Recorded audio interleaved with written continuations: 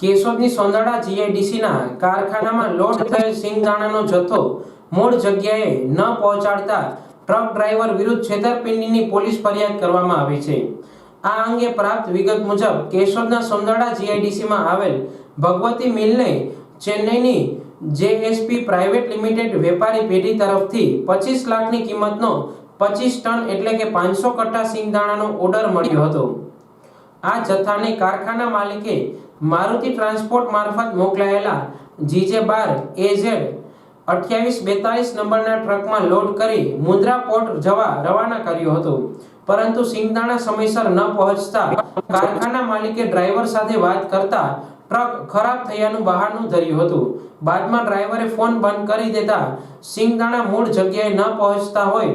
શંકા જતા કારખાના માલિક સુરેશભાઈ પરસોત્તમભાઈ સાવલિયાએ ટ્રક ડ્રાઈવર વિરુદ્ધ 25,46,250 જેવી રકમની છેતરપિંડી ફરિયાદ નોંધાવતા પોલીસે ટ્રક ડ્રાઈવર સંદીપ ઉર્ફે ભાણા વિરુદ્ધ જુદી જુદી કલમ હેઠળ ગુનો નોંધી મુદ્દામાલ સાથે આરોપીને ઝડપી પાડવા કાર્યવાહી હાથ ધરી છે।